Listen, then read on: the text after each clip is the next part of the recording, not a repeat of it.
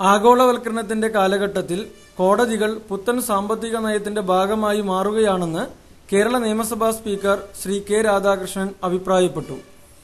സാമൂഹ്യ പ്രതിബദ്ധതയുള്ള പ്രസ്ഥാനങ്ങളുടെ അർത്ഥപൂർണമായ ഇടപെടലുകൾ ഉണ്ടായാൽ മാത്രമേ സാധാരണക്കാരനെ സഹായിക്കുന്ന തരത്തിലേക്ക് ഭരണഘടനയെ ഉപയോഗിക്കാൻ സാധിക്കൂ എന്ന് അദ്ദേഹം പറഞ്ഞു.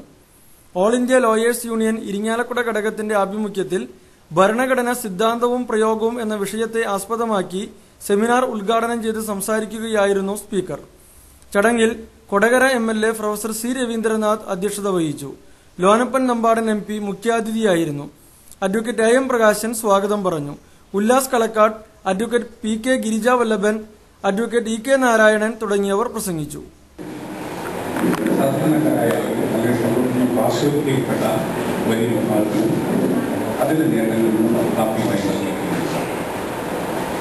ഭരണഘടന എന്ന് പറയുന്നത് ഏറ്റവും മഹത്തായ കാര്യമാണ്.